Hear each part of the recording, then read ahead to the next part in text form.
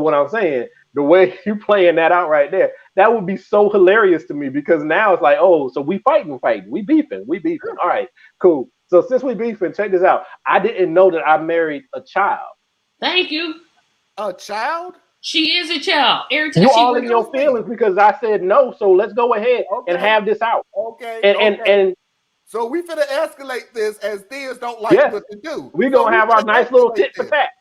So we gonna tit for tat. No, we finna escalate this. Yeah. Okay, you punk ass bastard. You was the one that put me in the damn hospital for over a damn Why year. you gotta bring that up? It was an accident. It was not intentional. What? No. And the moment, the moment you call me a punk ass, the moment you call me a punk ass, you will see my face change, and I say one motherfucking thing next, and we can go ahead and cancel all this shit. Don't you ever fucking come out your mouth with some punk ass. You punk ass motherfucker, call your mama. Let's go ahead and do this. Fuck you. That's how this shit would go. I ain't gonna play. I ain't gonna play. Hey, Anna, we're here. How you doing, We're Anna? gonna handle. You doing good? We're gonna see a lawyer. Because you ain't gonna call me no punk ass. You ain't gonna do that. Get the damn paper. There we go. And so because you didn't get your way, get the paper. You see where I just brought you? Marlon, you see where I just brought you? Because you didn't get your way about a marathon, we are now getting divorced. Well played, sir. Well played. Ooh, I love this shit.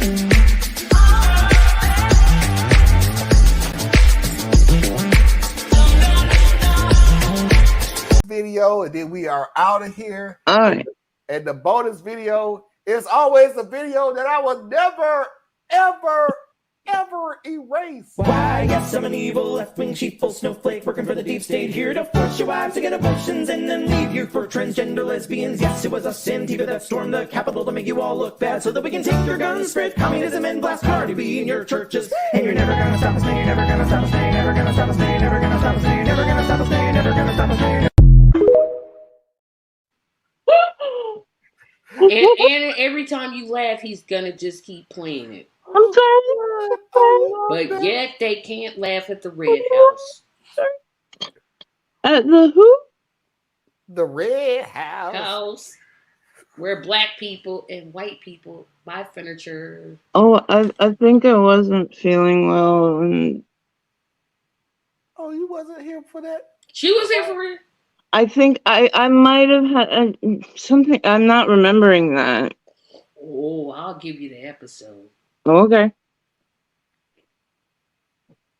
He even put it in a little video, and I said, "Hey, this is the best one." He was like, "No." Like, yes. No, it wasn't. You are banned from videos for the rest No, I'm not. of the year. Because I'm gonna keep on. No, yes, you I'm are. gonna keep on. Oh, yes, you are. You can send them. You can. I sent you some, Marlon. I'm gonna see if I can find. And I can tag you on Facebook, and I can. Yeah. And I can put it in the inbox group chat. No, don't worry. I found it. We got 3 more minutes, so. Need the video? I can send it to I found. I can send it to Anna, and then Anna can send it to you. Don't make me. I found the damn. Can't we all just get along? At the Red House Furniture, we can. At the Red House.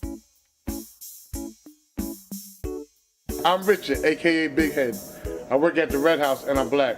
At the Red I like pumping iron and pumping furniture into people's homes. I'm Johnny, aka T-Engage. I work at the Red House and I'm white. I like deer hunting, bass fishing, and extending credit to all people. At the Red House. I'm black and I love the Red House. I'm white and I love the Red House. I'm a black woman and I love the Red House. I am white and the Red House is for me. At the Red House.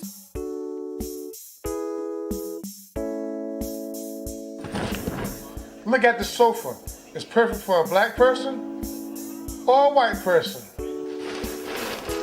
This mattress is perfect for a white person or a black person.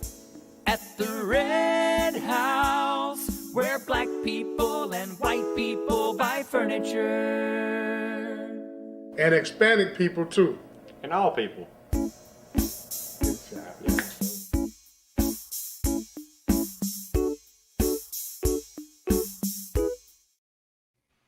It's good to know they sell furniture and appliances. I didn't know they sold appliances. I didn't pay attention to that. So apparently Anna never saw this video, and she was so sick the day that we played the video that she didn't see it. She blocked it out of her mind. Don't you want to go to a place that sells furniture to all people? And let me explain to the people that's watching right now so y'all don't get it twisted. Borrelia has absolutely nothing to do with what Anna is going through right now. That is a shitty damn commercial. Oh, I never said it wasn't funny, humorous, insightful. They were talking about racial unity, which we always talk about. Dude, ain't no damn body calling you 10 gauge. He did take a pause when he said, "This bed is perfect for white people." I told you, didn't I tell you, Tracy? Black people was like, that pause was wrong. I said that in the last video. I said, didn't you notice that when that white dude jumped in the bed, he paused a little longer than he should have been? It's a bed perfect for white people and black people. Like, why you have to think? What are you thinking about? No. And yes, to all the people out there, this is a real store. This is not fake. Are you kidding me? This is not fake. a parody? This is real. This is not a parody. This is a real furniture store called the Red House in High Point, North Carolina. Hold on. I'm going to literally look up right now and see if it's still... if it even still exists. It may not exist anymore. You a lie. It still exists. And they're still in business because of that commercial. They're and these people. God. Tracy, what did you bring to my door? Not only do they still exist, the video is on the front page of their website. I think it's a website. Oh, I'm going. Oh, please, if you say I'm your sister, you will send me that webpage. I got to see this one for myself. Look, and Big Head is still there, apparently. Yeah, Red Gauge or 10 Gauge, he done gone on. Yeah, 10 Gauge wasn't believing in that, and black people can live on this. Nope. No. They're still, the video is, the website, they're still in business. They're in High Point, and when you go to their front page, that video is the first thing on the front page. And you all wouldn't have done this without me, and I'm not understanding why I'm banned. I should not be banned. I'm sorry. I will literally... Guys, I'm not joking. This is the most hilarious thing. I'm putting it in the queue. Everybody can see it. You can look it up. This place not only still exists, that video is flat out on the front page of their website. No, I got it. It is. And it looked like Big Head is the only one that still exists there because at the bottom is employees, and Big Head is the only one who Red House. Oh, it sure is. Oh, here's their hours. Mondays they are open until 8:30 to 5:30, and then Sundays they're closed because they gotta go to church. OMG, no, this cannot be real. I knew we saw it a couple of weeks ago, but I didn't believe this was a real commercial. Look at this, Parker. No, it's real, Parker. Oh, I really wish it was not real. No, this is real. They still exist. They still open. You can watch the video. They first opened in 1962 and have been in business for over 50 years. Where he likes to put furniture in people's houses.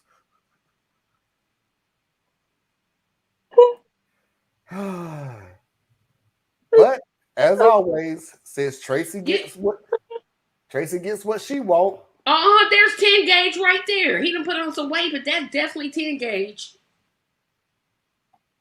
Where? He's that guy with the third white guy with the red suit. Then they got some new employees though. Oh, you know, I didn't know there was a. The third guy is 10 gauge? Yeah, there's the bald-headed guy. Then there's Big Head. And that third one looks like 10 gauge. That's the bald-headed guy. There's 10 gauge. And the third person is, Big Head. And the third person is 10 gauge? I think that's 10 gauge. Because if you look at the nose. Who the hell is Andre the Giant in the fifth picture? What? Hey, Andre the Giant was. Gracious. That's a big dude. The black dude, yeah, Oh, wait, what? You talking about the black dude, right, Marlon? Yeah. Okay, that's not the Andre the Giant. You was thinking of Andre the Giant, the wrestler, but he was just talking about how big the guy is. Okay. That's a big boy. But as always, since Tracy gets what she wants, I'm gonna get what I want. Why, yes, I'm an evil left-wing sheeple snowflake working for the deep state, here to force your wives to get abortions and then leave you for transgender lesbians. Yes, it was us Antifa that stormed the Capitol to make you all look bad so that we can take your guns, spread communism, and blast Cardi B in your churches. And you're never gonna stop us, now you're never gonna stop us, now you're never gonna stop us, now you're never gonna stop us, now you're never gonna stop us, now you're never gonna stop us, now you're never.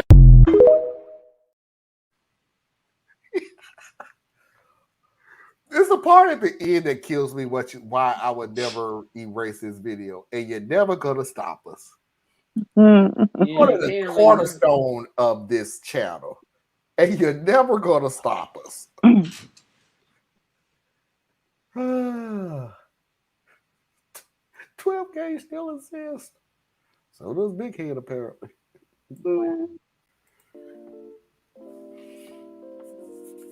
Anna, tell everybody where they can find you.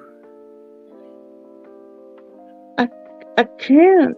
That broke my brain. That's Tracy's fault. It's etc.com.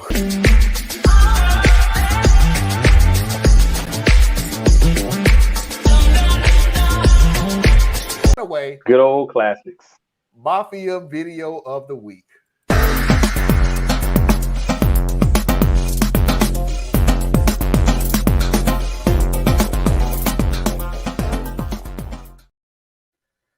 So we have two today.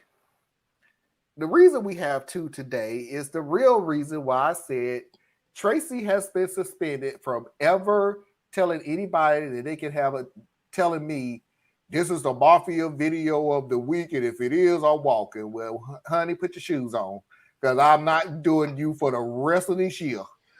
Because literally, the one yesterday was good. Now I'm gonna show you the second video that Tracy sent me, and then I'm gonna show you the freaking rabbit hole that this woman put on my algorithm on YouTube. So here's the video she wants to do. Now, here's my thing. I want somebody to look at this video, and I want somebody to tell me what the living hell was the last guy saying.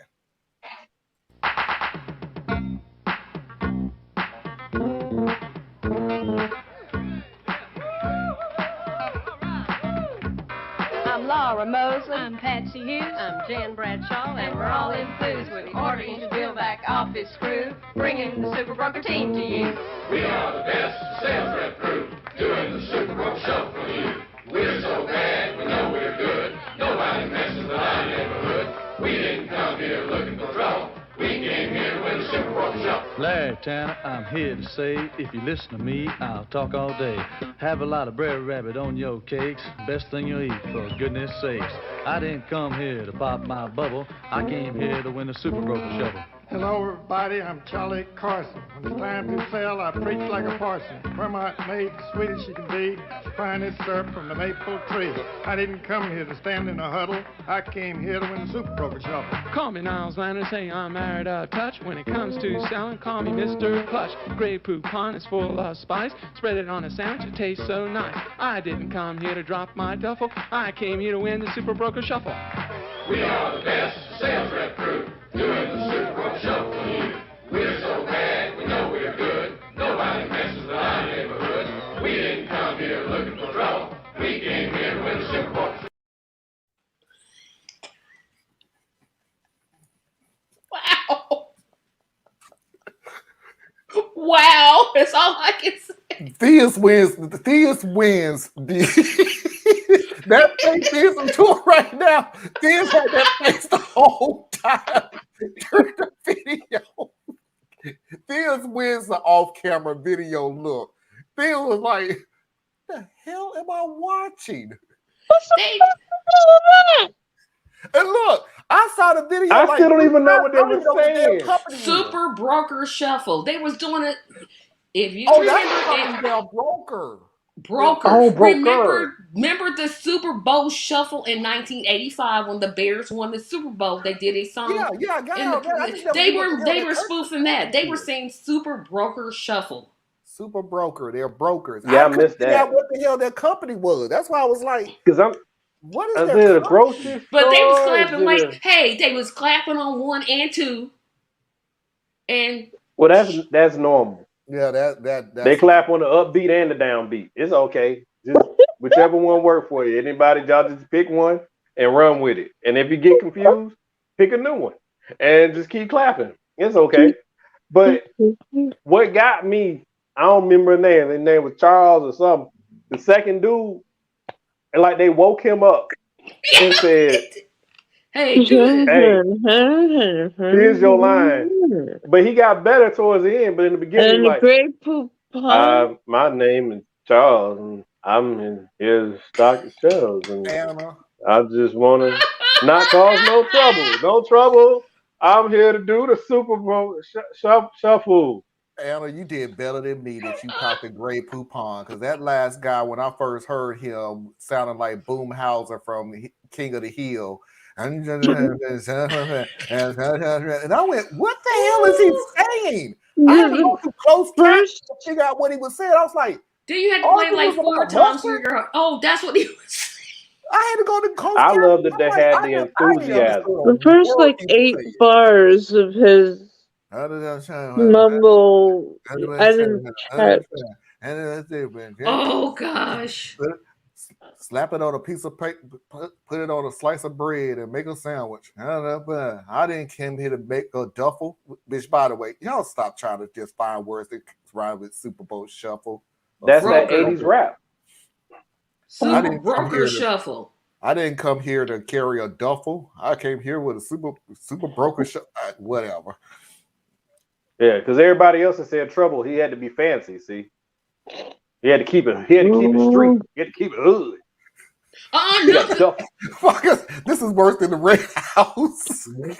At the Red House. I like Red House. That was good. No hope. Shake my head. I had to say the Red House and the coffee. Those are the best ones. And that one weird one that Tracy had. I don't know if it was on your show or her show. It was 3 people on stage. It was 2 women and then the one guy. And the renewed line is the key. And he got the dancing and he went in.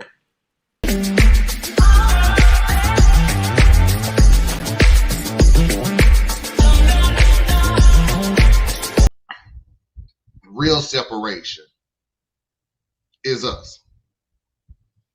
Latinos, Blacks, Asians, LGBT community. We're separating that Asian community. I'm getting to a point. You'll understand what I'm saying in a second. And what I mean by that is because the enemy is the same. White supremacy, Christian-based white supremacy. Yeah, Christian extremists. Christian extremists. Yeah. They're the same enemy. We know who they are. Yet the only people we concerned about is who we are. So if they attack black people, we're going to protect the black community. They attack the Latino people are going to protect the Latino people. The black community at a certain point is going to either, hey, I'm agreeing with you, which is you're literally just saying you agree with white supremacy, or you're taking at least they ain't messing with us anymore. The LGBT community, hey, at least they ain't messing with the Latinos or the black community. Asian community, you get the gist of it. Yeah, but here's the thing, right? And this is a catch-all kind of thing, but white supremacy and white supremacist ideology is a real issue, right? So it's like all the minority groups and all the vulnerable groups, because like, I'm sorry, folks, I love my queer family, but y'all are not on the same tier as a racial group. It's a different thing, right? The oppression is very similar, but the queer community is multiracial. So it's actually unfair to just lump them in as though they're the same as black, Latino, or whatever. The queer community is black, Latino, white, and everything else. So I don't like seeing when people take their identity and like shift it around, right? Because they're literally the Rainbow Coalition. Like, that's one of the reasons they have a rainbow logo, I assume. But you're right.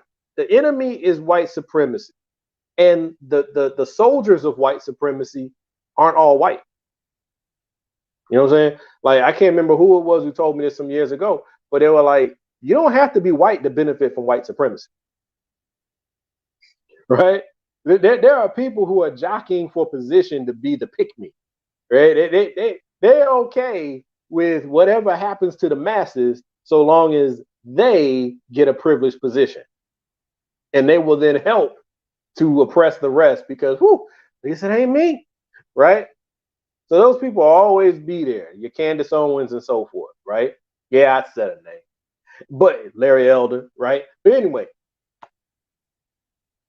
yes, our common opponent is an ideology. It is an ideology. And what frustrates me so much is that, like you said, we all are facing the same enemy. But instead of organizing ourselves in mutual benefit and mutual interest to oppose that one enemy, we get distracted. And I have a whole nother analogy for it, but I ain't gonna do it because it's too long. We get distracted by fighting each other for the best position at the bottom.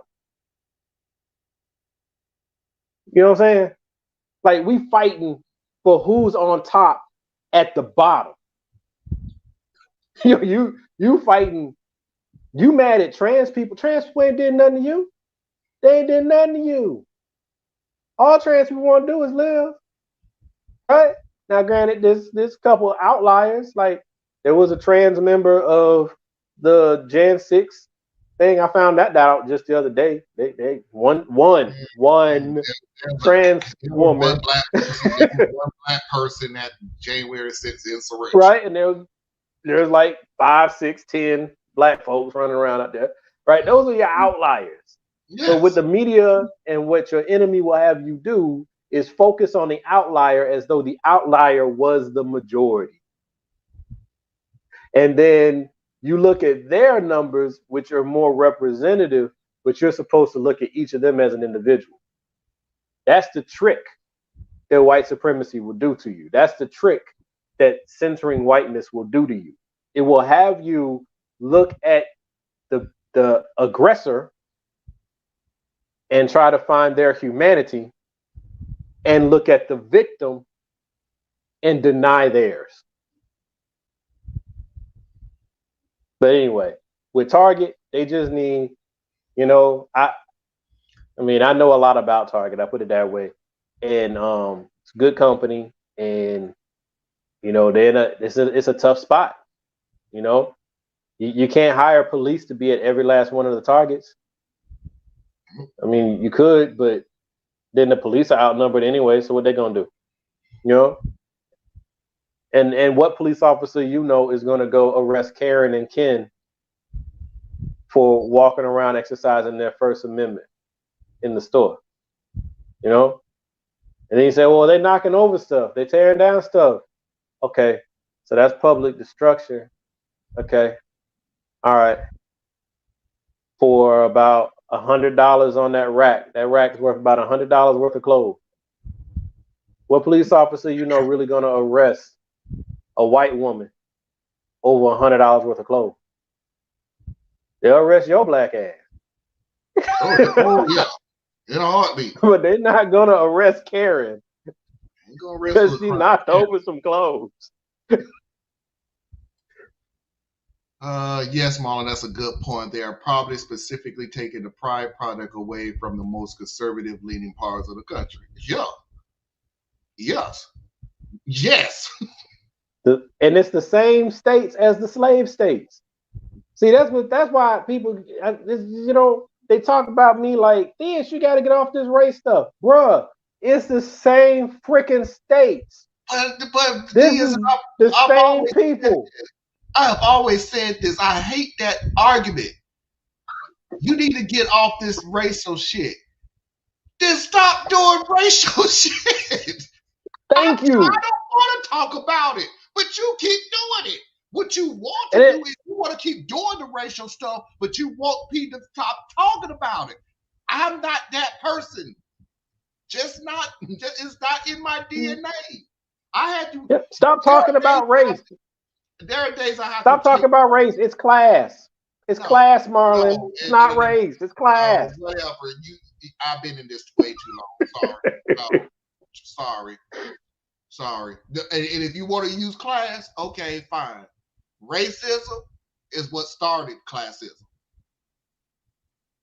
And like you can have a separate discussion, but at some point they're gonna come together, because at some point I gotta ask you, why are the lower classes disproportionately represented on a racial basis? Yeah. Like I said, I don't want to talk about this stuff. That's why Thea said it earlier today, desensitizing. That's why I take breaks from the show. I really do, because when I start looking at a story and it's just like, yeah, there's another one. And I'm going, no, Mom, okay, it's time for you to take a break, because somebody's son ain't coming home no more. Somebody's daughter ain't coming home no more over some BS because you ain't like the color of their skin. I don't even care how the hell you gonna put it. Your sentence is gonna be really long, and there may be some tears involved and everything else. It really just boils down to the fact that you saw a different color that you didn't like, a different sex that you didn't like, a different ideology that you didn't like, and decided death. Well, see, that's just it, and that's where that's the trick. What I'm saying, I'm trying to get to a shorter version of the reason why a death penalty is involved in this. You want to make paragraphs of the reason why. I'm not that, again, been in this way too long. It boils down to exactly what I said. Either agree with you or die. That's it. But I agree with you. What I'm saying is, for people out there who's got to navigate in these streets, understand, like somebody said, and it was on one of our shows, I think, where they're talking about, well, you know, you fear what you don't understand, that type thing. So we just need to understand. Motherfucker, we've been here for 400 years. So if you don't know any black people, that's because you've chosen not to, okay? And if you don't know any white people, or you don't know any Latino people, you don't know, that's because you've kind of chosen not to, okay? Now, some of this is geographical, where it's just been self-selected, but that's when you need to ask yourself, Why is it that nobody that's not like me lives around me? Why is that? Why is my community all black? Why is my community all white? You should really ask yourself, what is it about your community that has made it so other groups either don't want to live there or they don't know that they could live there, right? If you go to church and your church ain't got nobody in it, you know, but people that look like you, ask yourself, why is that? And then if you're in a church, and I'm sorry to pick on my immigrant family, because you know I love you guys, but stop, white people, stop acting like you knowing somebody from Africa is the same as knowing an American black person. It's not the freaking same. What you are seeing is someone who has come to America to build the. I said you took mine because I thought you forgot that one. That you because you waved at the black janitor, saying, like, just like because you waved to the black janitor and said hello doesn't mean you can go to the bar and go, I'm not racist. I have a black friend. Exactly. You got to be conscious of tokenism. Okay, you know, if you don't know that person for real, then you can't sit there and act like you got black friends. No, you have a black associate. You have a black acquaintance. You have, you know what I'm saying? You saw a black person. Do you know them? Page.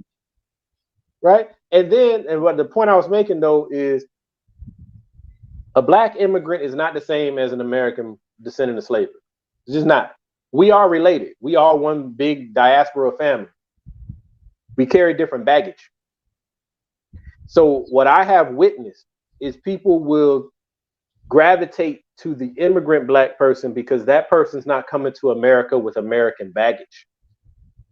That person's not going to engage with you about slavery, Jim Crow, or racial oppression. Not going to do it because that's not their story. But I bet you didn't bother. 9 times out of 10, you did not bother to ask that person about their personal story. What brought them here? What they experienced back home? But you want to come to me and be like, but I got black friends. Shut the hell up.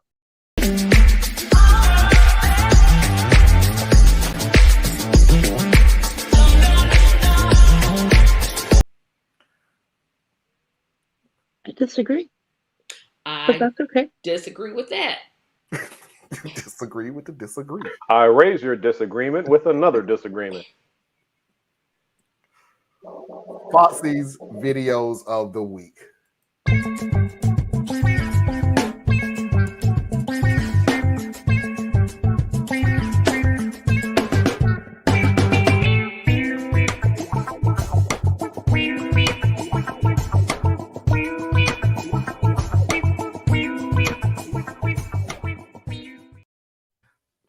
Two serious ones, two funny ones. So let's go ahead and get into it.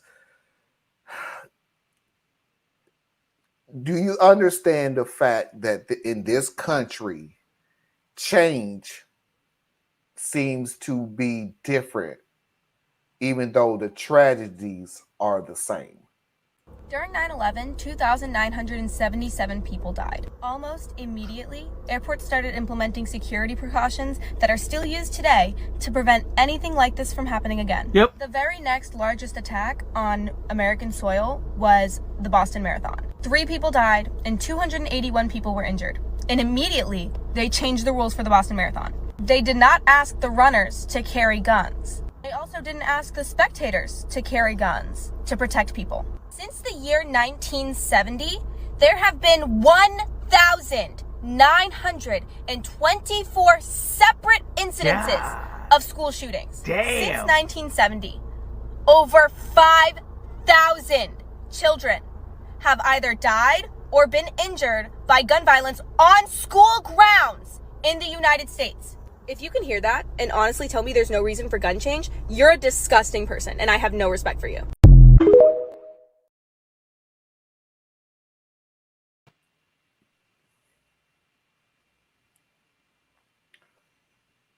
But I want it. The Second Amendment. I have rights. You see, you government. I don't want to say you people. You, the government of the United States, can surely, beyond a shadow of a doubt, from this point on, as my wife like to always say, cut the bullshit. That you can't do something. Because 9/11, I remember, and those rules and regulations that you got for the airport is still going on today. Yep, gotta take your shoes off. Got it. When the Boston Marathon came, what was it, a week and a half, you changed the rules again for the security of a marathon. When it comes to school shootings, I'm sorry, our hands are tied. We have nothing. What we can't do nothing. Free America, Second Amendment, everything else. From the words of my wife, Foxy, stop the bullshit. You can. You just don't want to. It's a totally different thing. I would rather you, like Thea say, I'd rather you just be honest and say that you just don't want to. Yeah, just go say ahead it. and just be out there like it. Stop saying that you can't do something. Nope. When 9/11 happened, boy, them damn rules was changed so quick. You got the organization together. You put a group of TSA agents together quicker than you put the rules and regulations or what they're supposed to do together. Still gotta take my shoes off. You had the scanners up before. You had scanners up within 24 hours at every airport. How would I know this? Because Charlotte was the second TSA point. The first point was Atlanta. And they rolled it out to all the other airports. How do I know that, Marlon? How would you know that, Marlon? Because I was a trainer who went to those other airports to help train other TSA agents on how to implement that stuff. So you can what's really funny? You can roll hard when you really want to roll hard. You just don't want to. You just don't want to. Yeah. That's what's so funny about it. That's why I said, but I want it. Because that's what it like everything comes down to.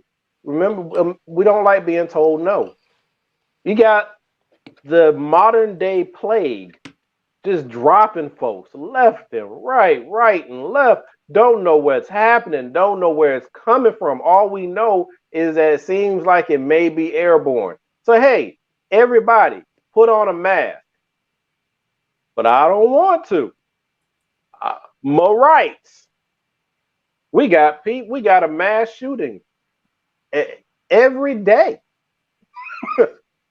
It's like a 1-2 skip a few for mass shootings in America. Yeah.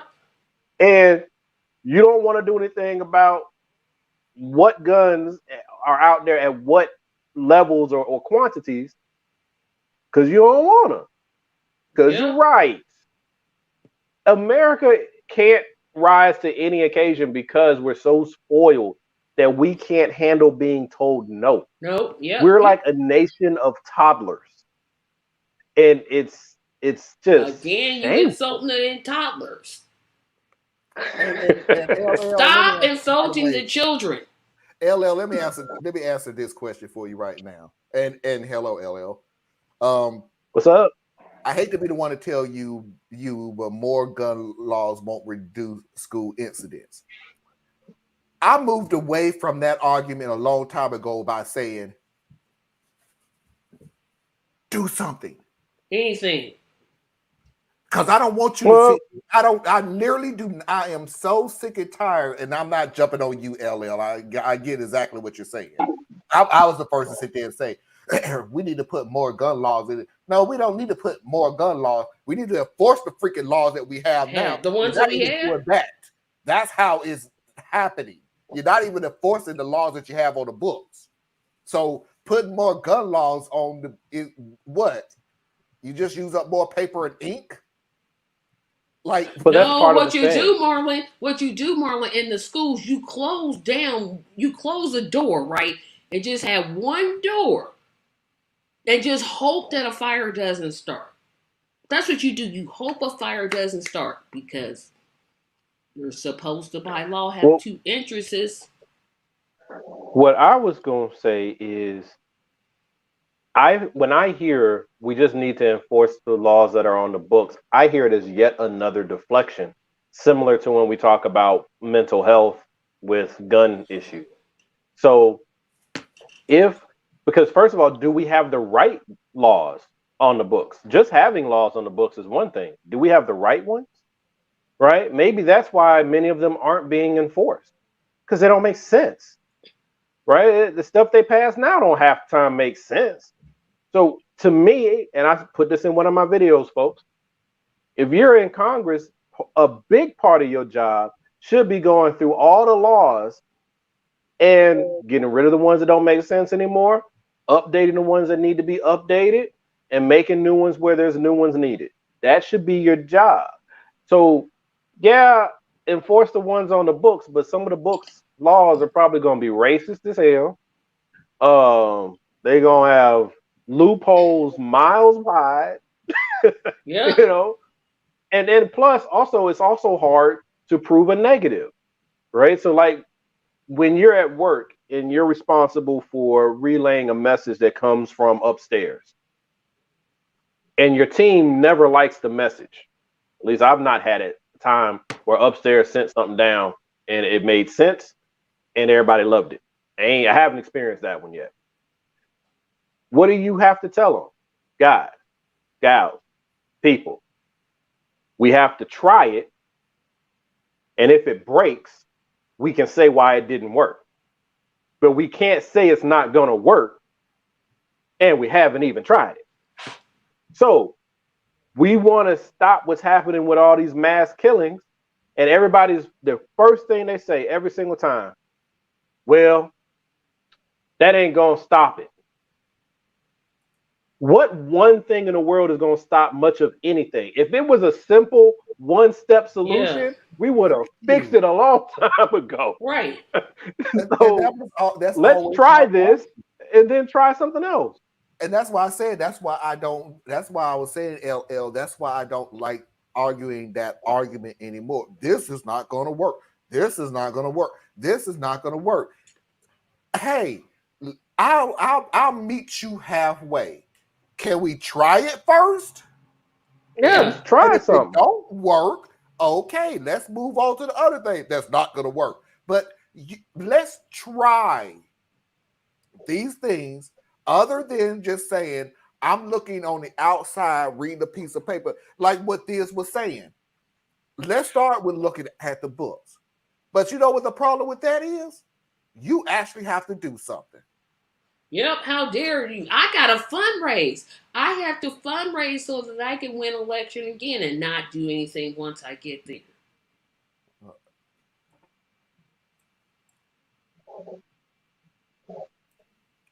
Sorry, I had to yell at W to Foxy. She going. No, but similar to like when you're dealing with your children or you're dealing with your employees or you're dealing with whatever, change is always going to be resisted because change is uncomfortable. So let's try it first. Let's put the right thoughts in first. That's a big part of it. You got to pre-plan, plan. And then if it doesn't work, be like, hey, well, this didn't work. Right? Let's do something else. But we want to skip steps all the time, and we want to go straight to do. And I'm like, that's not effective. Issue, hypothesis, research, conclusion. I know I said this. Yeah, I'm like, we was talking about people who come up with issues from out of nowhere, and they just jump from conclusion, problem, back to conclusion, probably, because you ain't going to. Well, no, I'm sorry. Conclusion, problem, research the conclusion to get the conclusion that you want. So it's not literally any hypothesis in it, because hypothesis means you actually had a thought process on it. Your research is trying to get to the conclusion that you already had. So that's why I say I don't like the argument of it's not going to work, because And I'm not strong-arming. I'm not begrudging anybody. You may literally be saying, what you're doing may not work. We've seen it in blah, blah, blah. And history have shown it, blah, blah, blah. Hey, I agree with you. What I may have an issue with what you're saying is, but you're standing still. And that's the problem that I have with you is you not doing this situation does not mean that you have the right to do nothing. And that's the problem that I have with you. You have to do something. Something has to be done. If it's not your idea, Joe Blow may have a better idea. Susie Q may have a better idea. Uncle Frank may have a better idea. Aunt Judy may have a better idea. The point is there's a whole bunch of ideas out there that's sitting on a dusty desk because somebody don't even want to try to do any of them. Yeah. I'm serious. I look at it and I know people sometimes get frustrated with like my approach to much of anything, right? Because I come at it, I intentionally try to come at things from multiple angles. So I can't stand absolutist thinking. And that's what we are hearing. If you can't give me one law that will fix all things, then we need to wait for that perfect solution. And I'm like, that's not how anything in life works. Meanwhile, children are dying. Exactly. Perfect law.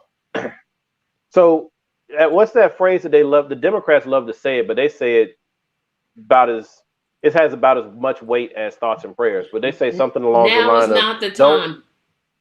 No, they say don't let the perfect be the enemy of the good, or something like that, or however the words fit. But basically saying, and what the saying is true. I agree with the saying, but I don't agree with how they use it. But all they're basically saying is, look, we know this ain't gonna be perfect. This ain't gonna hit everybody's wish list. It's not gonna fix whatever the problem is, but it will take us from 20% to 80%. And can you not agree that hitting 80 is better than 20? And then if you would come into that and they would be of good faith, because they're not good faith actors, neither side of this discussion is, because if they're operating in good faith, then the Democrats would come with something and say, okay, look, here's what we're going to do. Here's what we propose. Let's, okay, well, screw that. Here's my plan. Couple different things. You got to get insurance out there, right? So everybody's about individualism. Okay, you can have whatever gun you want to have, right? Short of like bazookas and stuff. But you have whatever gun you want to have. You want AR-15s? You want Glock whatevers? Yeah, whatever you want. But you have to have insurance on each and every one of those weapons that you have. And those weapons have to be registered with the government. And based on the type of weapon you chose to have, your insurance is going to reflect that, because you're going to have to make sure that you are liable for whatever happens with this thing.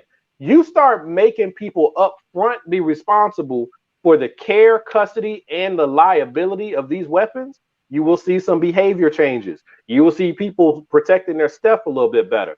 Then at the same time, you got to go to the manufacturers. And you're going to be like, look, every gun that comes out of this store, you need to know exactly where it is at any given time up until the point that it is purchased. If you cannot account for every last one of them, then you are liable, right? Before an event even happens, the government comes in, they audit your records. I got 3,000 guns that I can't find a buyer for. Now you shut them down, sue them, whatever you do, right? Then on the other side, you got to get universal health care.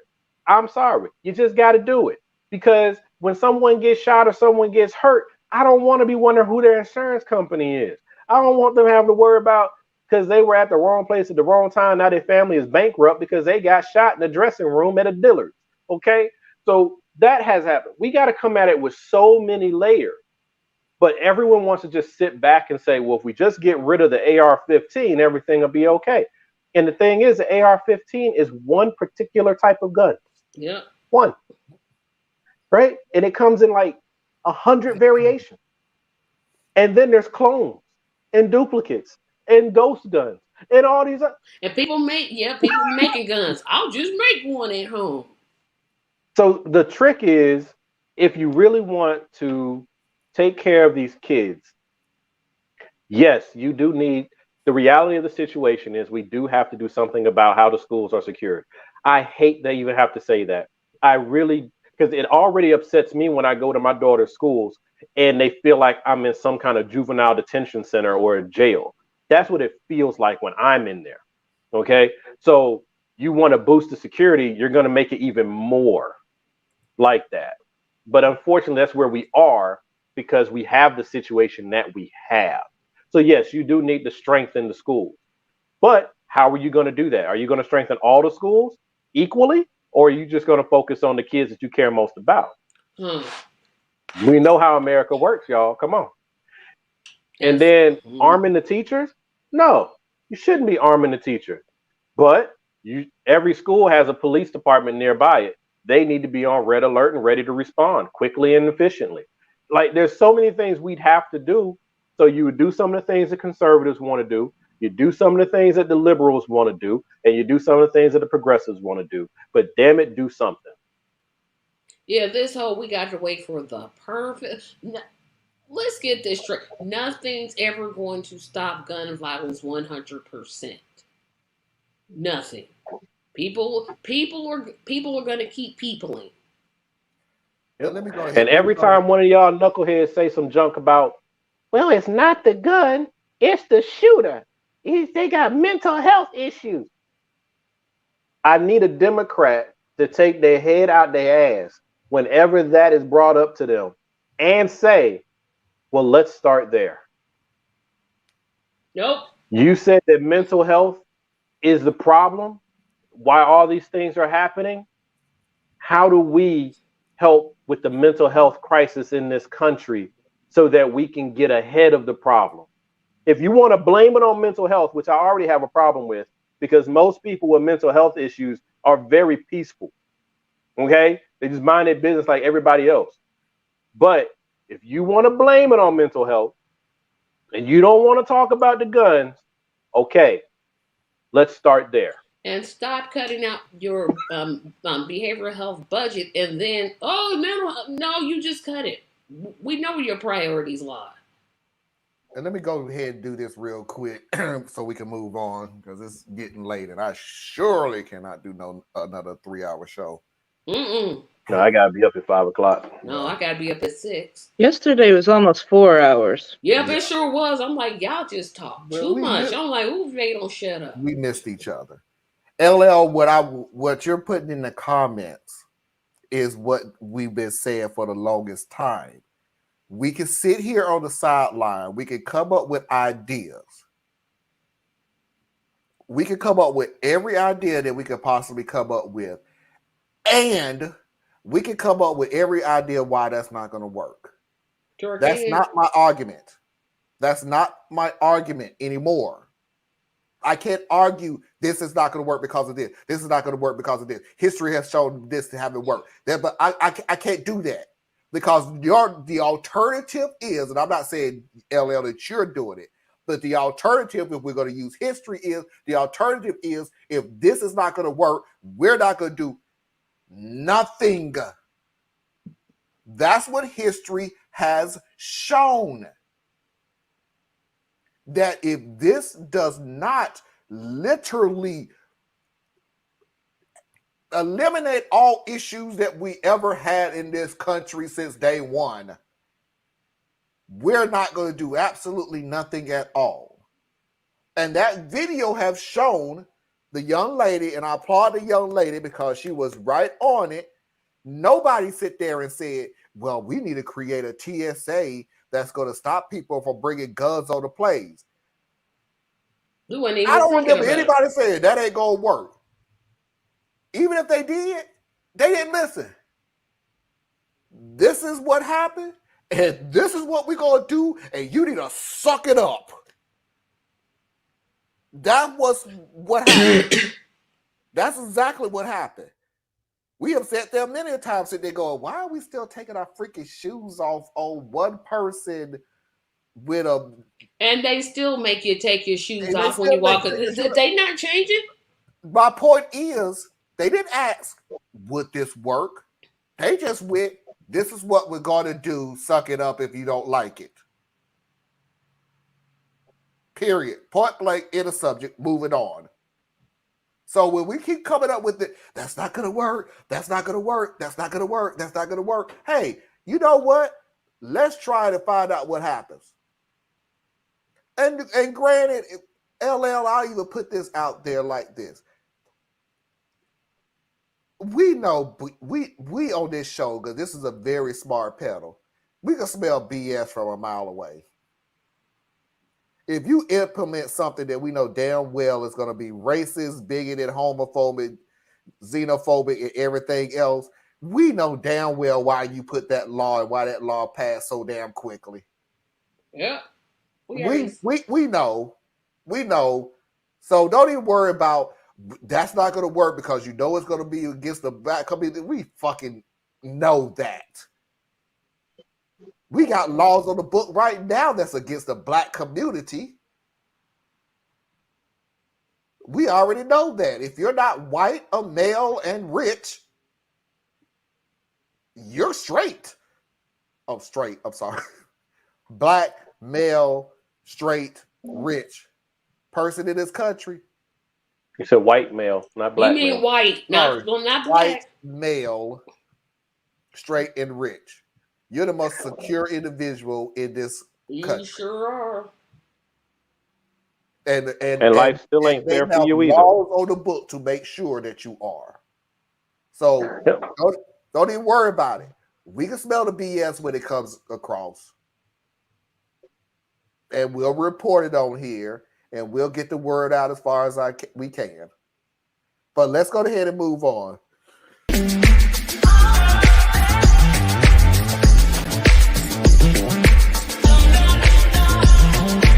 Video, which is going to trigger Thea's. So here we You go. only saw my pillbox. Let's go to the last video just because I cheated. I'm not going to take anybody down because it's like 15 seconds. Because I cheated one time, that make me a cheater? Yeah. So if I cut hair one time, that make me a barber?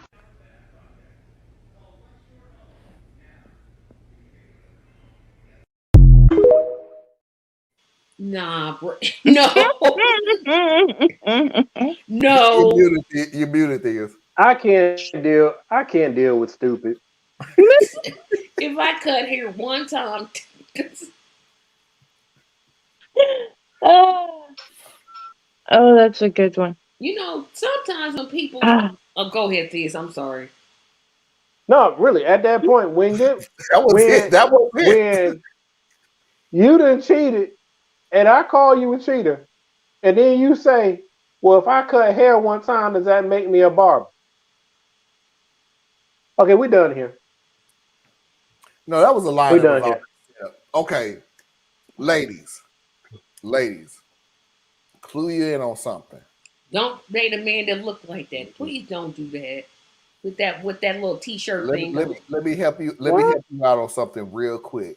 And If anything comes back to you with a lie like that, one, they've said it before, or two, they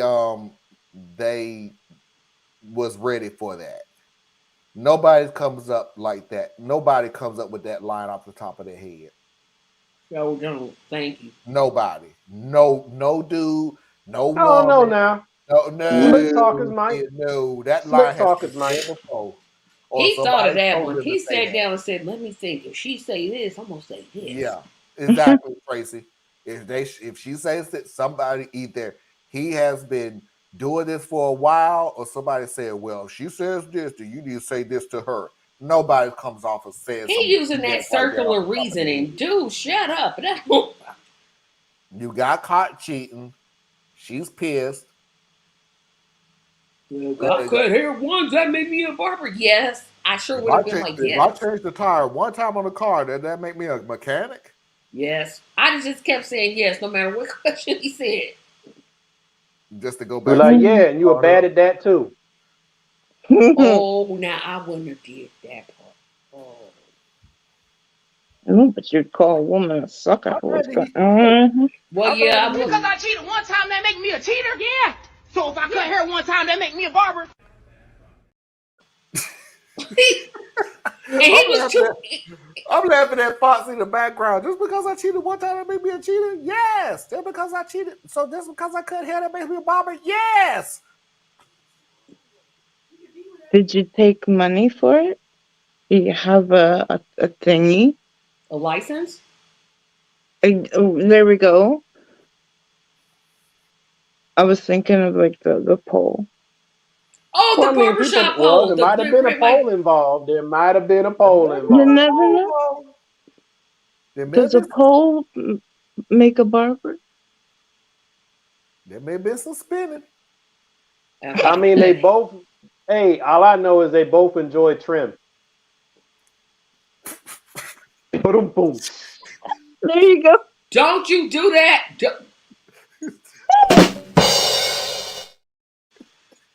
And y'all just sitting here and just letting him just do this. Cheers. I mean, just think about it. Got me fucked up. That can go in both ways. Sloppy toppy. Right? You did a bad haircut, sloppy toppy. You did the other thing, sloppy toppy. Oh, this is way too late in the night for you to be coming up. No, with it's this. Sunday morning, and guess where I gotta go in a few hours? Y'all go. Wax. Hey, okay. Hey, you know, both of them use wax. Not Candle wax, hot wax. Okay. Hey, and don't forget the hot towel. Beeswax. That's a thing, and I'm not into that. Hey, Yeah, that hot wax, man. that's is called not a sexy. hard limit, man. Yeah, you go ahead. And drop some That's facts on not me. sexy. You can. You can drip. I tried that. I got so mad at her. No, we ain't gonna do this. You can drip it all you want to. Don't go to sleep. Don't you? Never mind. I'm gonna just stop asking dumb questions, and I ain't got no business asking.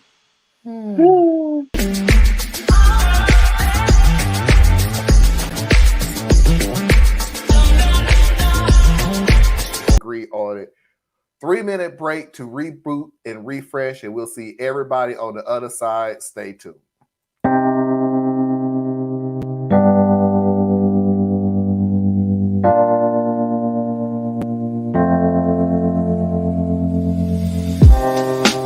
Living for weekends, wishing I could take a break from this world. Running on a hamster wheel, but searching for something I can't feel. I just wanna be a lost girl and fly. Take a breath, feel my wings spread, levitate above the ground and make eye contact with clouds. Now I'm rising, I'm soaring above it all. I just wanna be free, finally, I wanna be free, I wanna be free, finally, I wanna be free, finally.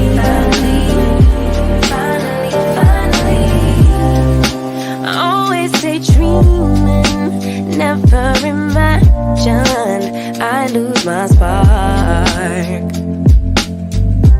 Living in this crazy time, putting back the pieces of my mind. I know how to run from the dark and fly. Take a breath, feel my wings spread, levitate into the clouds. I'm so high above the ground. I'm rising, I'm soaring above it all. I just wanna be free, finally, I wanna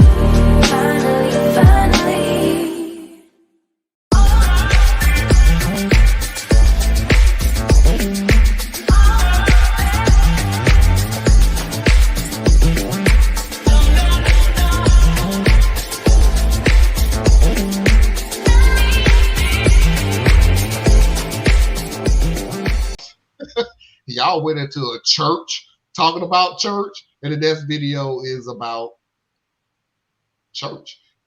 Hey everyone, Pastor First Name here from Random Action Verb Church. And I'm Secretary Worship Leader. And I'm so excited for this next spiritual season that's going to birth new Jesus life for our community. I have no idea what that means. I'm also very excited to announce our newest message series titled You Go Girl.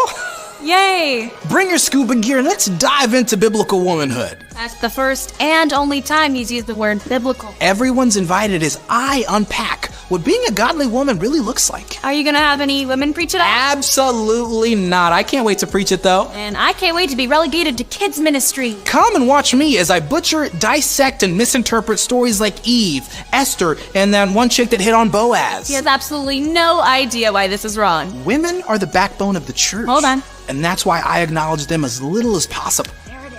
Preaching this for 6 weeks is gonna be a treat. Because who better to mansplain womanhood than this guy?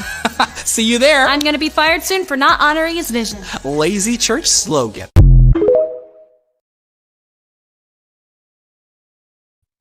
Liz, you were on mute. What? He said, I said that was perfect. Yeah. Oh. Okay. We're going to preach the Jesus life right on into this. You know, women are the backbone of the church, which is why I acknowledge them as little as possible.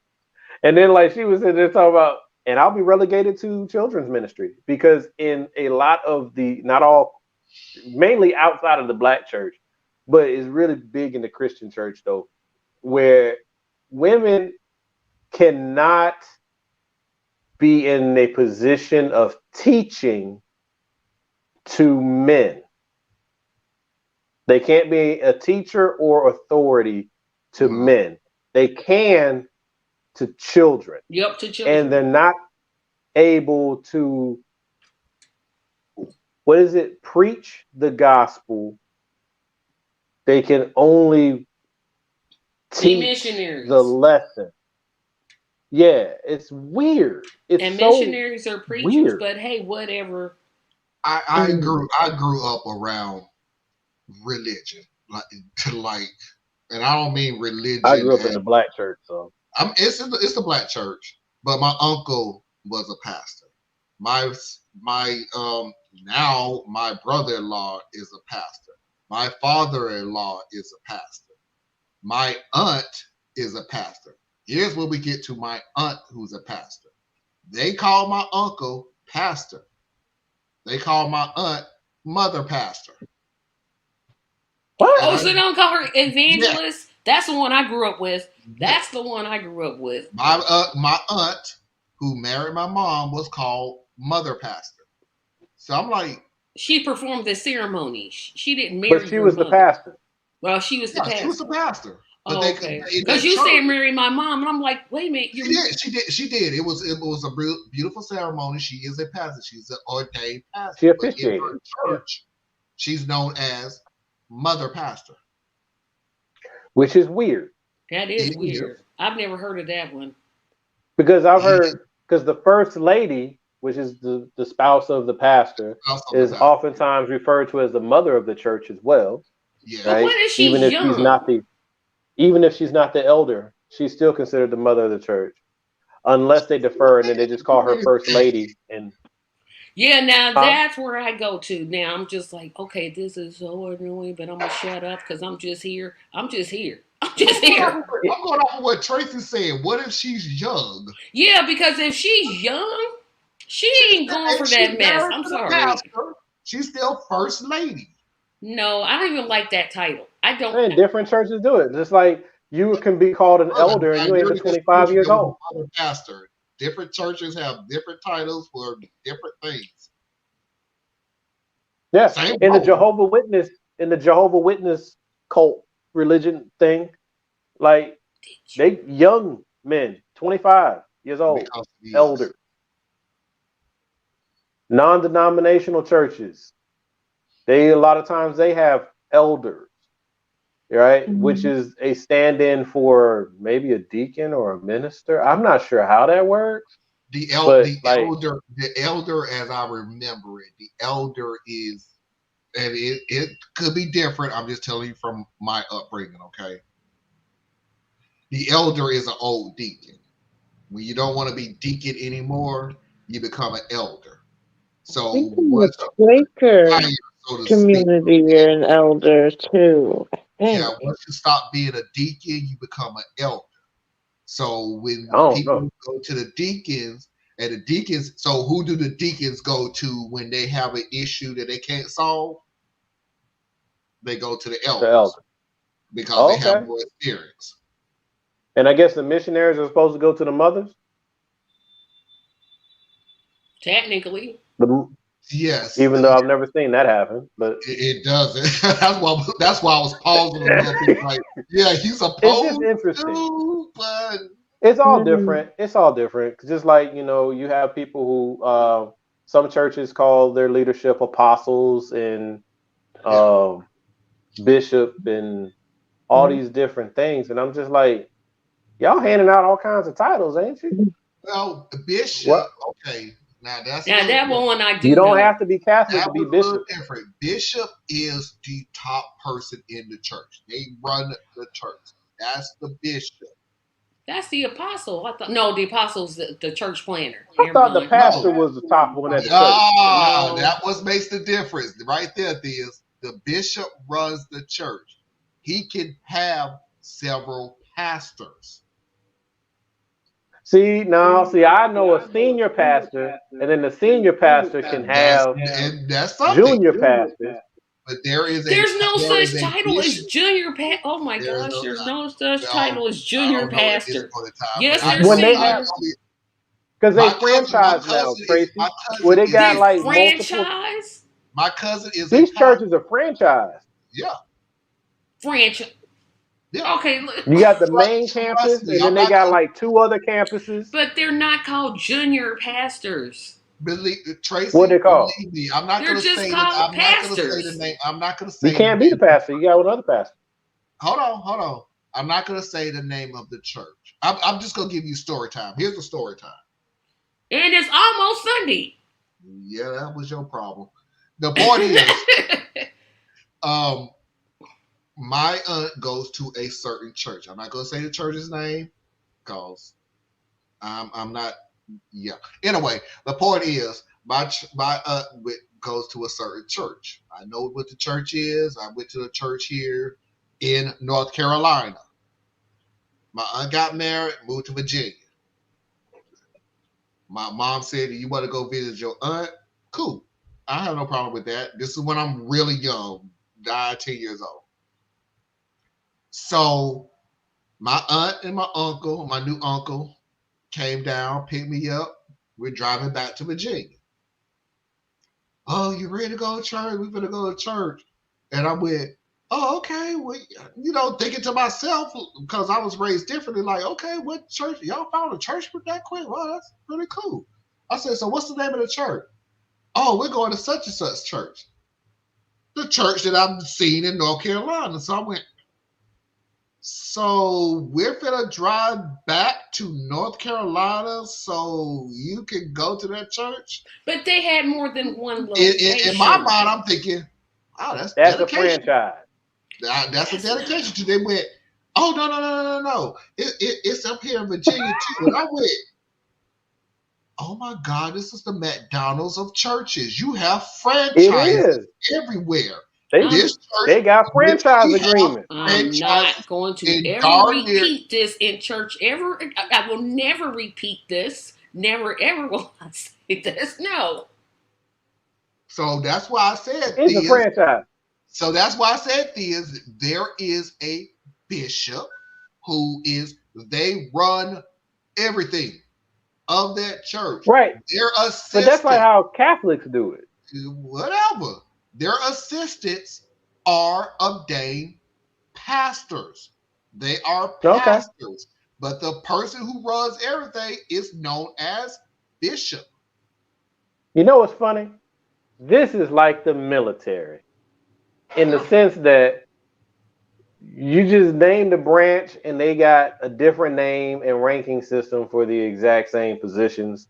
This is how we do it over here. And this is how they do it over there. And we really shouldn't even have ranking systems, but oh well. Right, the whole respecter of people and all that good stuff, and Jesus is your intercessionary, so you don't need to have anybody interceding on your behalf. All that stuff, but we're gonna get rid of all that because what the church unfortunately had on the earthly side of things is it's a way to mimic the power that you may not have been able to achieve in traditional corporate America. These, I'm not laughing at you. I'm laughing at what Parker just. Parker, please go to bed. What he say? Go to bed, Parker. Larry Elder could never be known as an actual elder in the church. Yes, Frank. Elder Larry Elder. Elder Larry. Parker, go to sleep. It's time for you to go to bed. It's past your bedtime. It may actually be just messing with you, Parker. So yeah. So when I tell you I'm surrounded by different, by the way, all of this is Baptist. It's just a different form of how the church is ran. Because that's why this is one of the things. Okay, well, okay. The church I was talking about is holiness. Yeah, I was going to say that sounds like holiness. That sounded like them it when you holiness start churches this story. and them non-denominational churches is they be out there. But anyway, what I was gonna say though is that's where people like me anyway gets one of the places we get kind of frustrated is because you can't tell me that this is of God because God is not the author of confusion. So this is man that keeps coming up with, well, I'm gonna do it a little different. Or I know a better way to do it, or I'm gonna build this whole giant infrastructure where I got campus 1, campus 2, campus 3, because people are coming to the church because it's TD Jakes. See, this TD Jakes church. So even though TD Jakes is only in, campus 1, the fact is this is all tied to the Potter's house. So I'm going to Potter's house 4. That's not really uplifting God. That's actually focusing in on man. But we do this stuff and pretend like nobody's supposed to notice how disjointed all this stuff has become. And then get like mad when Jesus somebody didn't out. even preach in the church. We're not supposed to point out that TD Jakes actually has a McDonald's in one of their sanctuaries. Well, who cares about that? I mean, people get hungry. But it's funny though. Like churches now, they got God. What in the Bible. In the Bible, they had a whole thing about money changers in the church, right? People were selling things, and they had turned into basically like a flea market inside the church. And then what do? We don't do it now because CDs are outdated. But what did we do for the longest time in the black church? So CDs in the vestibule. Boy, you can go buy the church service on the CD out there up front. Or we got this book that so and so wrote, and you buy this out front. And then, wait, now we got ATMs in the church lobby. So if you forgot to get your money before you got here, we got the money here for you. And it's just like, y'all don't see the irony in all this? Yes, I remember reading that in the Bible. We got to move on, but I do remember reading that in the Bible. Jesus took 2 loaves of bread and 2 fishes and fed everybody fish fillets.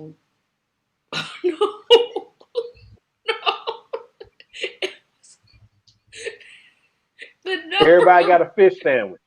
Everybody got a fish sandwich. Hot sauce on the side. But before he would allow anyone to eat, he had to make sure you had a job first. So and then you had to work, and then you had to show here's your application.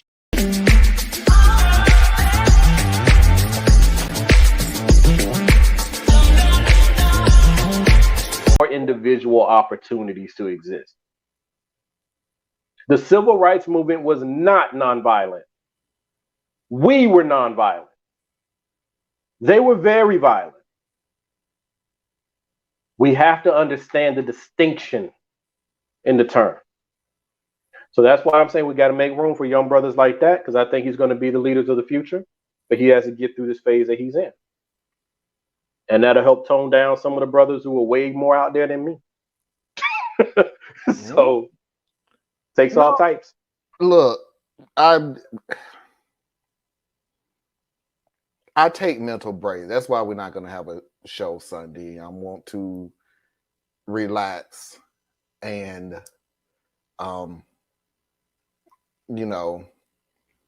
recharge my battery. But hear what I'm saying though. I do that because and we got a bunch of people watching now, like the most we've ever had so far. So hear what I'm saying. I'm not doing it because I'm tired of the issues that we have. And if you stick with us long enough, you'll know that about me, about Thea's, about our other co-hosts of Anna and Tracy. We don't take breaks because we're tired of what America is doing, and I'm tired of hearing about, and I'm tired of what they're doing to us, and I'm blah, blah, blah, and everything else. Yeah, but I've been tired for 20 years. I know this is a marathon. I know this is a fight that we have to keep fighting. So in order for us to keep fighting, you can't burn yourself out. You can't go 24 hours, 7 days a week at 100 miles per hour. Not because you're not good at it, because we need you in it for an extended period of time. I've got a video up of the Arkansas 6. The students that went to the all-white school the black students that went to the all-white school for the first time. I mean, you got the ones in Arkansas, you got the Alabama ones. I mean, you name it. Or the Little Rock. I've never gotten into those little pieces. The Little Rock. The Little Rock, yeah. Yeah, the Little Rock. And hear what I'm telling you. Do you understand how bad it has to be where you have to take little kids and put them in a classroom and explain to them what they're going to experience and how they need to react to it? Well, that's because, in my opinion, we did the fight wrong. We did the fight wrong then? Yeah. So here's the thing. So check this out. And I'm not criticizing those who came before me. Okay? There's a difference of opinion. Because there were many who were doing what I'm about to say. See, part of our struggle here in America is that as black people, we have been with white people so long that we truly just want them to accept our humanity. That's it. Right? We just see me as an equal to you. Well, and showing your black ass, they're not going to do that. On whole. Now, this is not for all the individuals. So let me go ahead and do the disclosure because, we got new people here. Everything I'm saying ain't about all the white people, and it's not about all the black people. None of us are monoliths, okay? What I'm saying is the mass behavior, the culture that's driving is a particular, manifests in a particular way. So once we can get to the point where those who reject us no longer hurts our feelings to be rejected because we've already rejected them. See, the problem here is we've never rejected them. We've never looked at them and said, you know what? I refuse to envy a thief. And I refuse to envy a robber, a liar. I'm sorry. See what I'm saying? So we envy what they have. We envy the trappings of being an American. We envy the freedom and the audacity and the swagger that they just kind of wander through life with. We may not verbally say it, but damn it, we do, because our behaviors show it. And if you go back and you listen to what Malcolm was saying, if you go back and you study Marcus Garvey, you go back and even check out Booker T. Washington and really look at what he was trying to do, you'll find that these are men who rejected whiteness. They didn't reject white people. They rejected whiteness. You are not normative. You are actually behaving in a devilish way. So there's no way that I will ever seek to be like you. I will seek to be a better me. And if we can get to that, then you will find much of the respect that has been absent will start to manifest because you present something that's uncomfortable. You present something that they're not familiar with. You present someone that will look them in the eye. You will see someone who will reject the fact that they're even standing there like they do to you. But so long as we're always talking about Black Lives Matter too. You know how you prove Black Lives Matter too? You even the exchange rate. Black life comes way too cheap, folks. Something happens to one of them, they're going to go find any and every goddamn body. Something to happen to one of us, they ain't even coming to look for your body. Exchange rate. Got to even it up a little bit. The thing with the Little Rock 9 that you're talking about, or even with the integration of the University of Alabama or any of the other universities, right? These were heroes. These were brave people. But look at it. We put that weight on our children, folks. That weight was put on children because we knew if our grown ass showed up, they'd kill us. And they damn near killed your children too. They did, in fact, in Alabama, where they blew them up in a church. All right. They killed Tamir Rice, 12-year-old baby boy. What? That ain't ancient history. Okay? So reject those who reject you. Double down on what we do have. I wish I could go back, man. I would have gone to HBCU. I wish I had. No disrespect to the school I went to. Had a great time. Wonderful experience. But invest in ourselves. I'm raising my daughter to go to HBCUs. Right? Well, my daughter went to one. My niece is looking to go to one. So, right? So if we don't value the things that we have, this is where that brother was kind of hidden.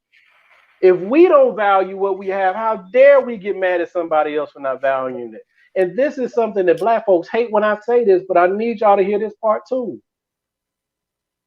It's important for us to look at ourselves and no longer see ourselves as a one-off. We have to break that. And until we do, we're going to continue to fight this circle thing where their ice is colder than ours. Their up is higher. Right? So it's just, I don't know, man. Oh, but I want to say this real quick. For those who are not familiar, I hit on time value money earlier. This is just to illustrate my point. So if you look at, this is a trick, right, in finance. We call it the rule of 72. You take whatever interest rate that you're going to be receiving off of your investment and you divide it into 72. So for example, if you're getting a rate of return of 10%, then it's going to take 7.2 years for your investment to double. Okay? And then it's going to double every 7.2 years. All right, y'all with me? Cool. So let's assume that you were a family in the year of 1900 and you bought some land for $5,000. Okay? That's probably a shitload of land for 1900. But you bought some land for $5,000. Because I think you could get a slave for 10 grand. So $5,000, get some land. 7 years later, that's 1907. That money doubles to 10,000. 7 more years, we got 1914. We're at 20,000. Because remember, it's doubling. It's not adding. It's doubling. You move that thing forward. Here we go to 1942. You're now at $320,000 in value off of a $5,000 investment. How much difference in time was that? 1942, 1900, 42 years. That's just your granddaddy. Your granddaddy bought some land. 42 years later, that shit worth $320,000. In 1942, guess who gets to go to college off of a simple refinancing of the house? Everybody. Because back then it didn't cost much to go to college. Guess who got houses to move into to begin this exact same cycle over? Everybody. But it's 1942. Wait a minute. Black folks couldn't own shit in 1942. Even if you did own stuff, you were redlined and segregated into oblivion, so your property values don't move. In fact, your houses weren't even built to code. Look it up. FHA. It's horrible what they did to us. So move that forward to 1956. That $5,000 investment is now $1.2 million. We are not the same.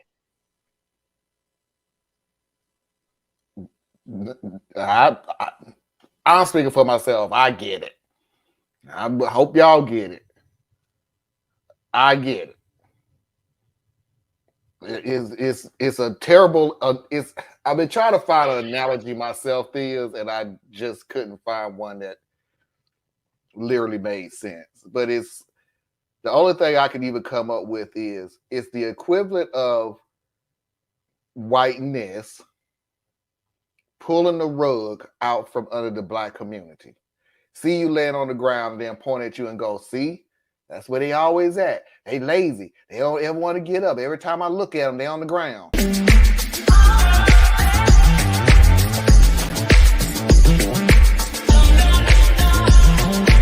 But no, there's no more.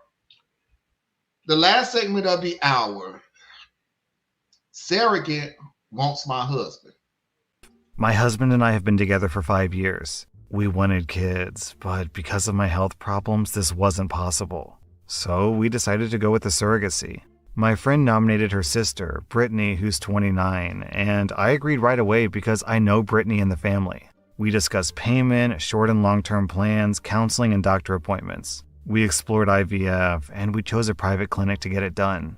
Things started changing after Brittany took a pregnancy test. She only told my husband, even though she had both of our phone numbers. She only sent my husband a picture of the test while he was at work and sent me nothing, even though I gave her my personal contact info. Things got complicated when Brittany started having access to our credit cards for her own ones, and she claimed they were for our baby's needs. She excluded me from doctor visits and scans and only had my husband go with her. Her excuse was that my husband would drive her and he would have time since I work and I'm unavailable most of the time. I felt really isolated, but I said nothing since I know that she's bearing a lot of the burden, so I had patience. My husband had no idea what was going on or if this was even normal. This was all new to us, so we really didn't know. She's 7 months pregnant at this point, and last week she had us visit to discuss things that I thought we'd previously agreed on. But she said that she changed her mind about them and her mom was there too. I heard Brittany out, and I was shocked when she gave a list of how things should be from now on, since there was a lot of confusion in the past caused by me complaining. She said that she should get a say in things like the baby's name after I deleted the list of names that she sent my husband. She wanted more access to my husband's credit cards. Also, she wanted more time with the baby than we had agreed on. She then wrapped up by saying that only my husband should be with her in the delivery room, and she used the hospital as an excuse. I stood up and firmly stated that I don't agree to her new terms and that she has to stop acting like she's my husband's wife and that this was her baby. My husband didn't speak until Brittany started crying. He asked me to sit down, but I said that I had my boundaries. I reminded Brittany of what her role was here and how she overstepped. Her mom went off on us and said that our daughter was being mistreated when she put herself mentally and physically through the most selfless act for us so we could make a family. She gave up part of her life in those months to give us what we want, and I was acting selfish and ungrateful. She told me to apologize for what I said. Am I the butthole? No, you're not, but this is why you should adopt.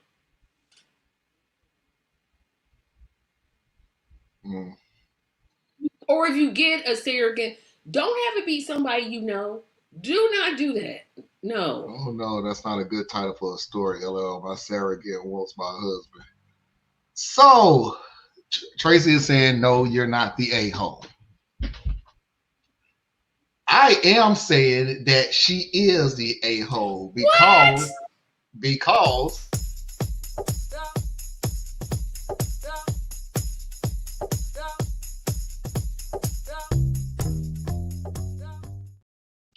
this is what happened when you don't tell the whole story. Yeah, we agreed on paying for the surrogacy like I stated above, so no favors or anything. No, we didn't have a legal contract because my friend said there was no need for us to do that. And she basically talked us out of it since we're considered family, but we had an agreement including paying her. And regarding the question about whether Brittany had kids of her own, Brittany was a single mom of a 4-year-old who passed away from an accident. Brittany had him at a young age, but she always seemed in good mental and physical health. Yeah, y'all should have got contract. That's your first problem. Secondly, get a surrogate that you don't know. Y'all stupid. I make the joke, what could possibly go wrong? Here it is. This is what could go wrong. You have no contract, which means you have nothing written in stone of this is what's going to happen. This is how we're going to do She things. could change You her agree mind and to keep it, I the agree baby. to it. This woman can change her mind on a whim. She sure could. It would have every legal right to do And so. apparently has. Number two, I so really want to update on this only for this simple thing. I want to know if you even gonna get the baby. Because you got a woman pregnant who lost her child. Now she's carrying somebody else's child. I want to know if you gonna get the child. Yeah, you the a-hole for being this.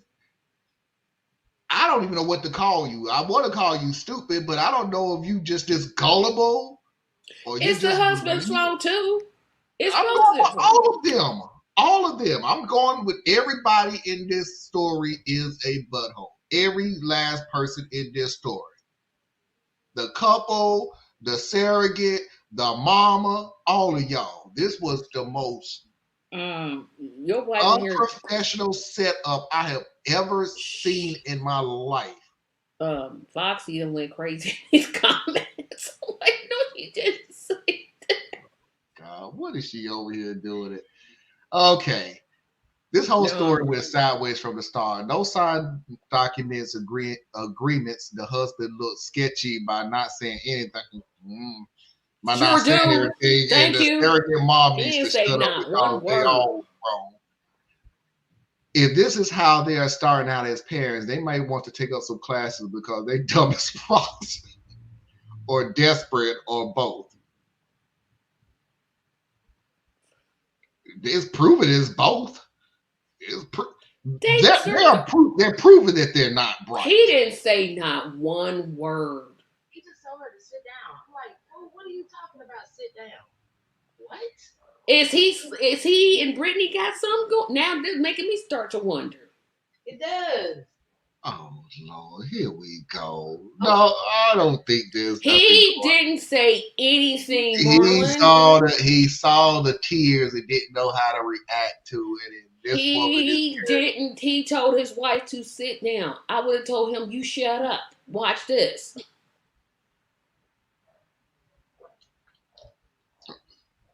Be honest with you, both of y'all.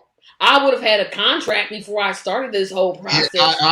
You can say whatever you want to about this dude. I honestly don't care because it was so stupid, dude. I'm not gonna offend you, even if you ain't did nothing wrong. And everybody is saying that you doing something wrong. I'm just gonna sit back and watch them tear you apart. I just don't even care because this was so dumb from the very beginning. I don't even think the surrogate wanted her husband. I think the surrogate wanted money. And she wanted that baby. She wanted that baby. She wants the money and she wants the baby, and she's using the baby to get the money. Possibly I think she wants the baby. She lost her 4-year-old child. Yep. I said I want to update to even see if she gave them the child.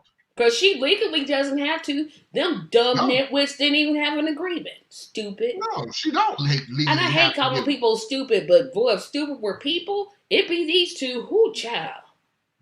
I have no love lost for you, folks. I'm sorry, but y'all, this was. You setting yourself up for failure. That's why I said adoption. Yes, the child is not your blood relation, but you can definitely love a child that you didn't give birth to. That does not have your DNA. Yeah. And even they're going to make you sign contracts. We're family. By the way, also, let me just add this to it. Your sister really did screw you over too by saying we're a family, you could trust them and everything else. So, But you, even if she said, let's just put me in this situation, like I want a child, but don't let me put myself in this situation.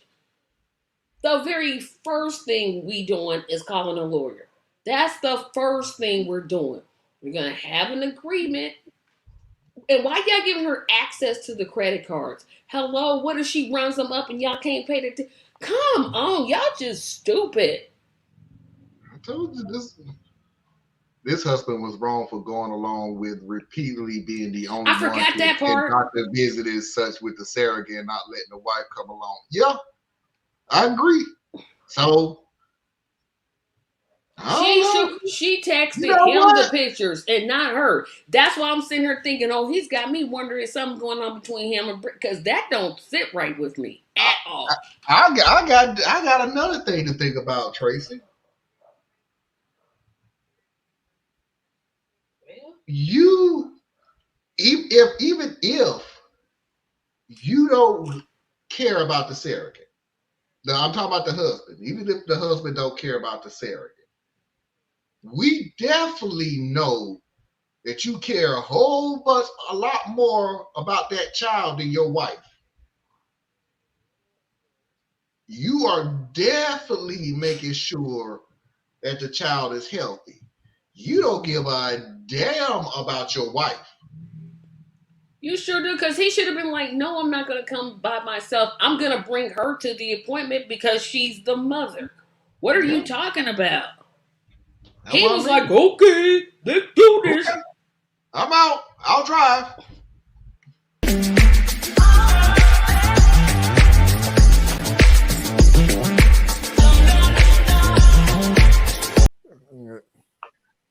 So she may or may not do something. We're going to find out. We'll see. Well, we're going to go ahead and close the show out. And I'm sorry for anybody who watches this. But, and I have to say this with a kind heart, I try to be fair on this show. I really do. Unfortunately, we have two people on this show whose names I'm not going to say, who just determined to be trolls and determined to do the Red House thing and he and Red House when we're not on the subject, and the Red House when we done moved on, and the Red House when we ain't even talking about anything like that. So I have got a countermeasure to the Red House. Why? Just for these reasons.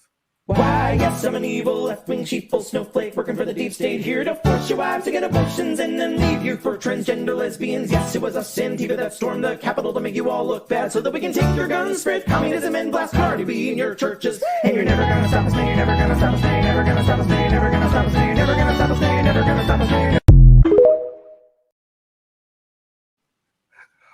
Is it over, Thea? Is it over? We don't know. You know Marlon, he gonna hit the button again just because that's what he do.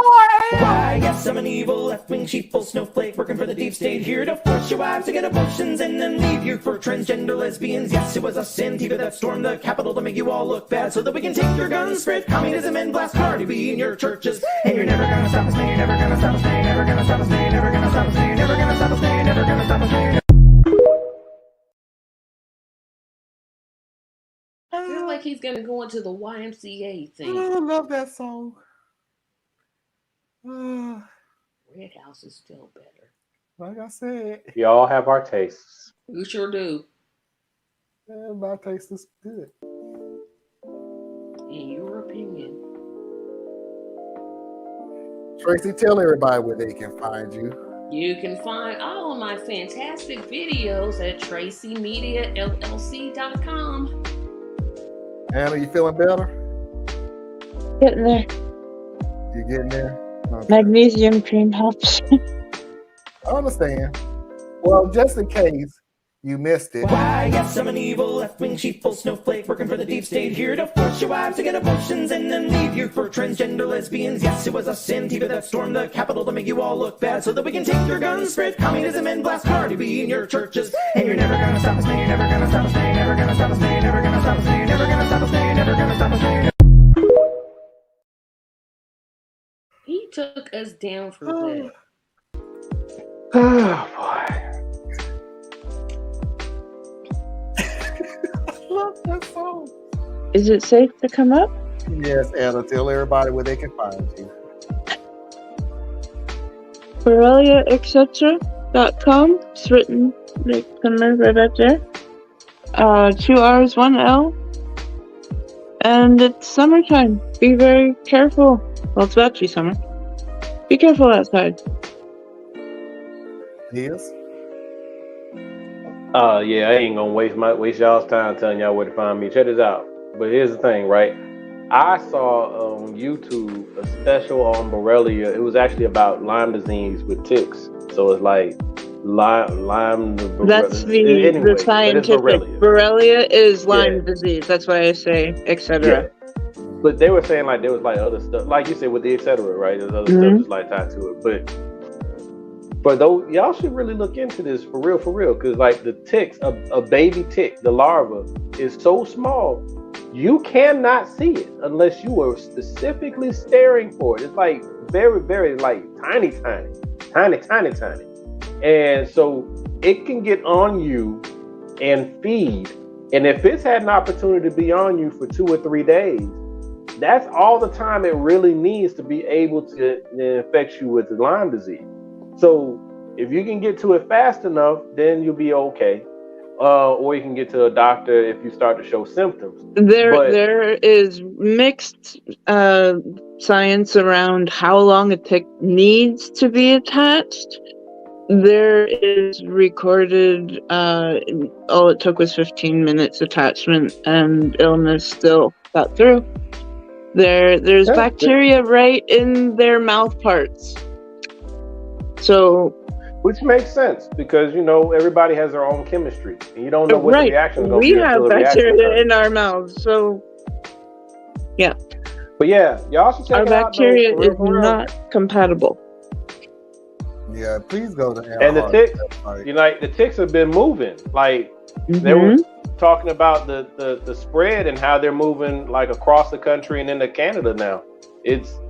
And they're like, how'd they get these thousands of miles from the East Coast? It's supposed to be really bad this year. So please, folks, it is going to get worse every year. Yeah.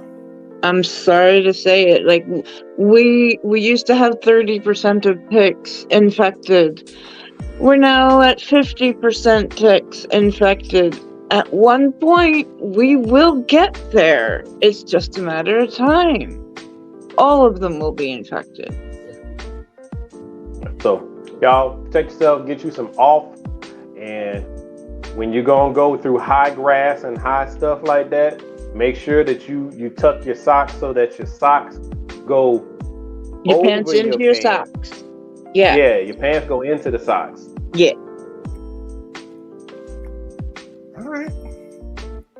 Thank you, Theus. Oh, thank you. Thank you, Theus.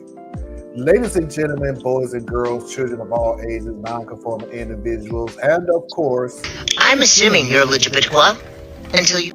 That is our show for tonight. I appreciate Tracy. I appreciate Anna. I appreciate Theus. And we will see you when we see you. Peace. Thank you, Lindsey Graham, for making all of this possible.